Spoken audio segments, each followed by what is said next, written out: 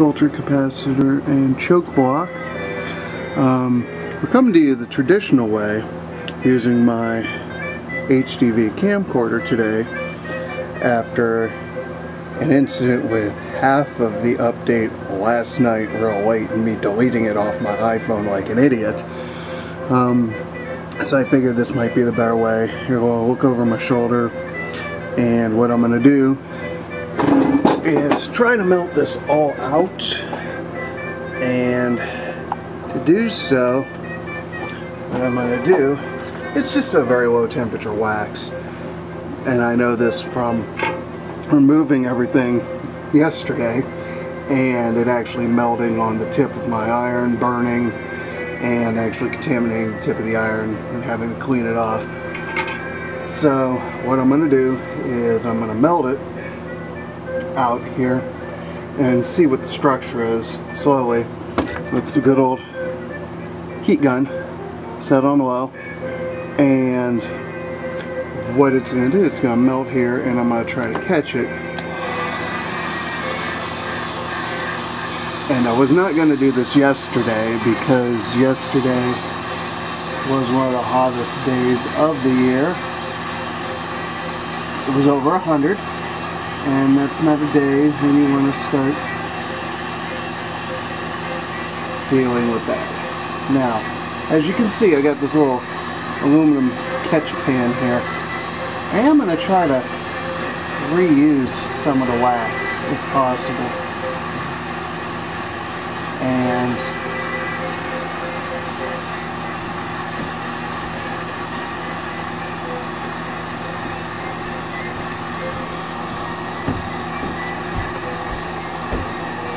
the way to reuse it is to actually just melt it into this little thing.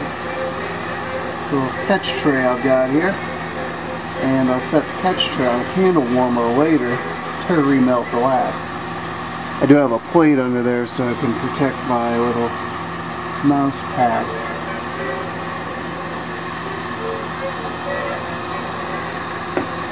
Yeah, it is coming out quite good.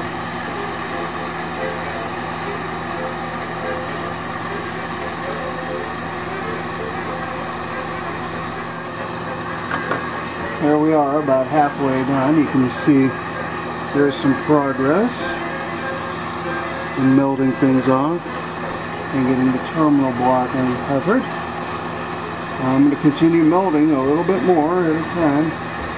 The key with this is to go slowly, because there is a choke in here which is potted in tar, and I don't want to get to that, but I just want to uncover this whole bit and get all the beeswax out that I can.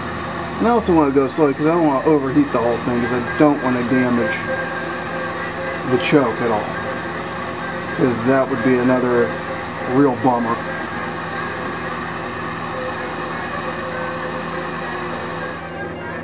Now you can kind of see the structure on the terminal plate.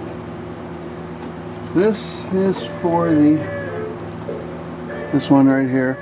You can maybe see the wire here. It's for the choke, and there's another one for the choke, and the rest are these aluminum wires that are for the capacitors. This side, not almost all the way out. You can kind of see that. This side still have a little work, and those are a little different. Because on the Radiola 18 restoration that I had seen, there was nothing like this paper. And the paper is only on 3 sides, so I can't just pull it all out. And I wouldn't want to anyway, but I'm going to continue working on it and get you another update in a few minutes there. Well, I have managed to get the connector plate free of all the capacitors. Just clip the leads out. Now this here, that's for the choke. I don't want to clip these out, I want to desolder those. and get those out, and then the new capacitors will go on here. And I'm going to need to clean up. Now this is a little different than the Radiola 18 that I saw, where it had these felt, this one has these felt blocks. Ow. Still a little warm. It has these felt blocks in here, insulating things, and let's not poke myself again with that. And here's the capacitors. And these are just some big ones in here. There's half a microfarad and these are 2 microfarad. And so they're kind of large. But I had a tip.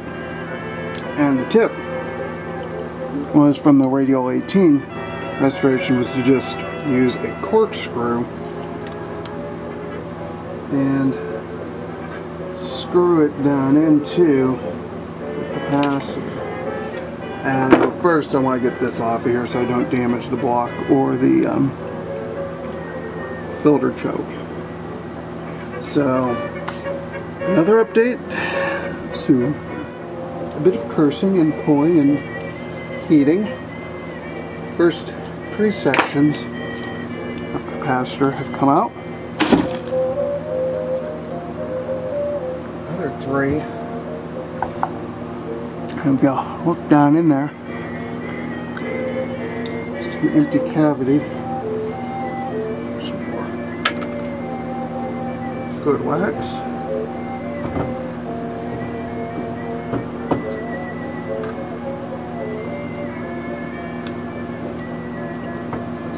These other 3 out.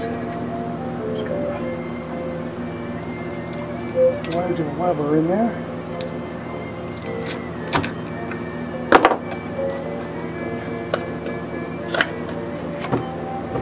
Well, that's what the paper was for. And that's what was smoking.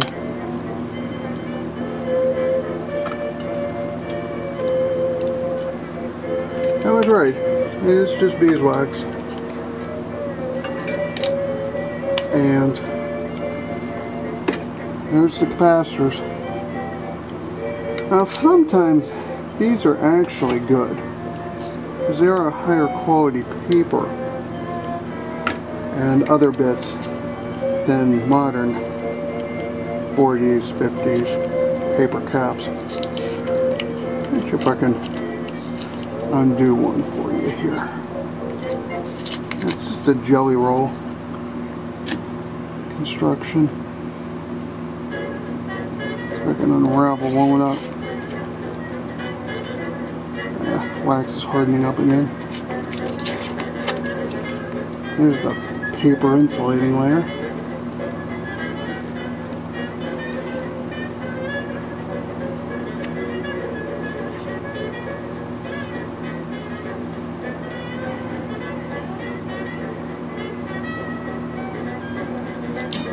Well, see, it's that simple. It's just a layer. Right, then aluminum foil and the wax paper. But they're all no good anymore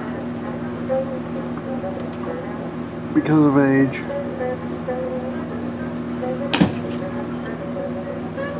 So they will be replaced. Now, you look down in there, there's the choke down at the bottom. So all ready to go back in, and there'll be a lot of room in there. So this will be good.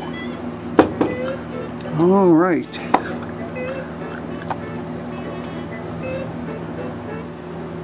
Well, here I am working on cleaning up the capacitor plate here for the capacitor block and the filter output choke. I have found some really good documentation, thanks to a friend of mine, of what the capacitor hookups are supposed to be, and along my diagram, I think I'll be able to figure it out. And it should really help and work nicely.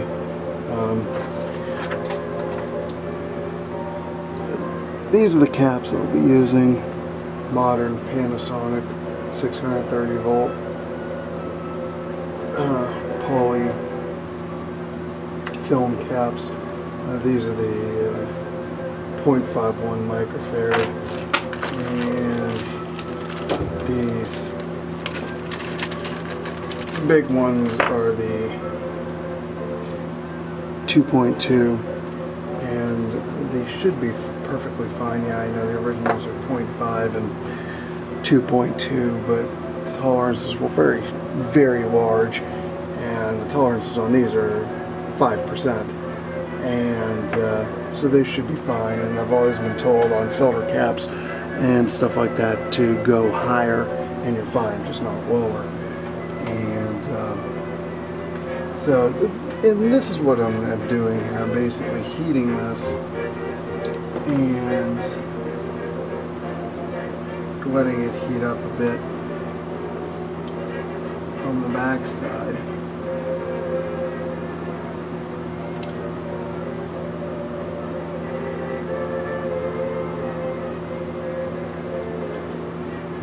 And sometimes front side.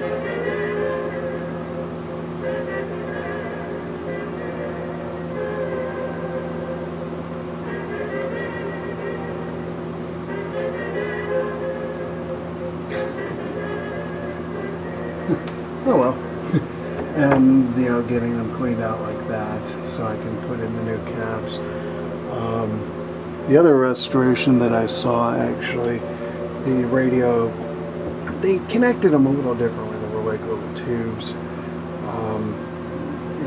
but I'll have to do what I can with this.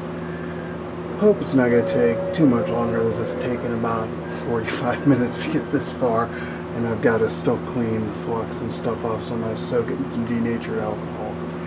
And just thought you'd like to see this progress to this point. Well, I've got it ready for cleaning because it's all set here and all the solder wells are all filled in. So they're all cleaned up. And I'm just going to soak it in some denatured alcohol to try to get some of the flux and crap off of it. And then we'll start wiring caps in. Alright, I got the terminal plate cleaned up here. And about as good as it's going to. There's still some wax on it, but I got all the solder lugs filled with solder. This grouping of capacitors, this conglomeration, is the set of new capacitors wired like this. And might have some issues with lead length, but I'll work into it and work with it and see what I can do. And getting ready to solder here. I'm going to solder this 0.51 microfarad cap in first because it's kind of on its own here. In the schematic, you know, it goes here and then the choke goes in and then joins it over to this end where this conglomeration of 2 microfarad caps is, and then these other 0.1. And so we're going to try that first and see how that goes. Well, here I am about 2/3 of the way done adding in the caps. I only have about 2 or 3 left. Actually, I only have 2 left. It does get a little crowded here, as you can see, but the way this doing it this way, which is different than what you'd seen earlier, is turning out to work a little better. And I'm insulating the leads on each one of them with some spaghetti cut to fit over the leads, and you know, I should have no problem. I got one more of the 2 microfarads and another one of the 0.5, but they should fit in here no problem whatsoever. And then I'll just solder the wires on from the choke and then put it all together. I may put some hot glue in here for extra support. Not sure how I'm gonna pot everything up. Might use hot glue, might use wax, not sure yet. But yeah, it's almost done here. Not the prettiest looking thing, because I should have got the radial ones, the radial capacitors that are like this, and then have the nice long leads, and that might have helped a little bit, but either way, it'll work. And soon it's going to get all buttoned up, and after I do that, then I'll work on getting it all refinished. Well, I figured I'd let you guys watch me put in the final connection here on this block.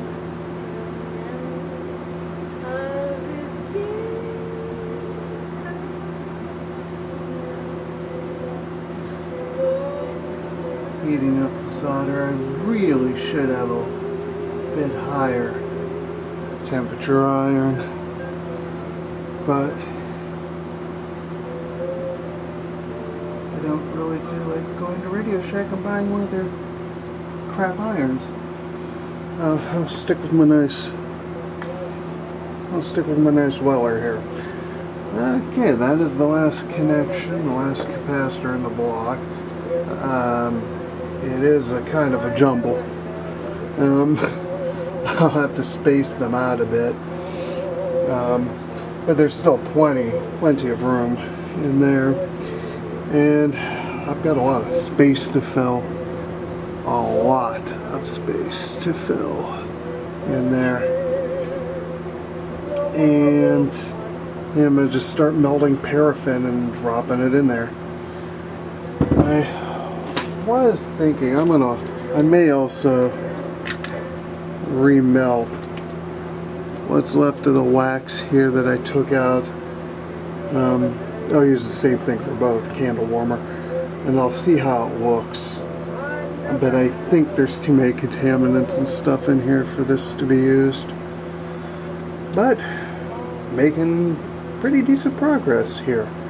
And once I get the filter cap block in and everything sanded up and painted, I'm going to reconnect it and make sure the voltages are still good and everything still works, and then the real fun starts on the radio.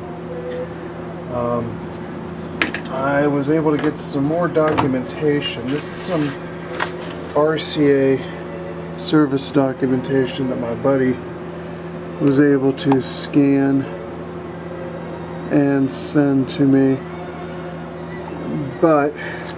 and it was very helpful.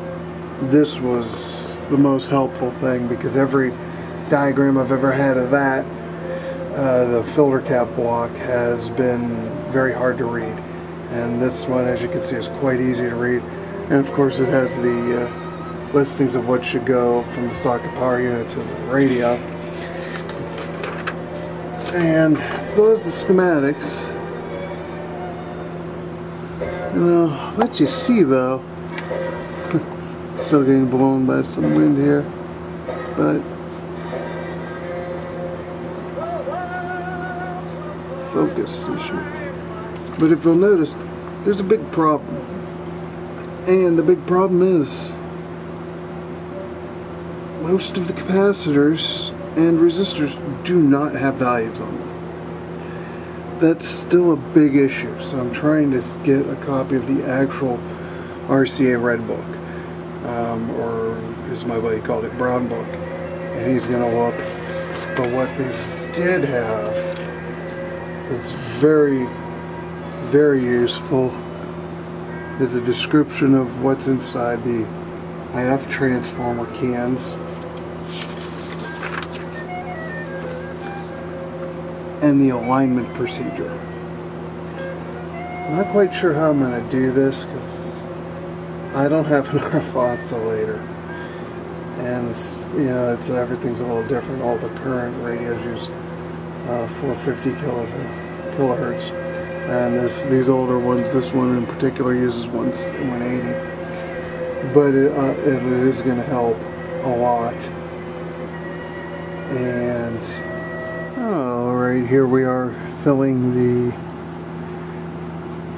filter capacitor box and output choke box with wax.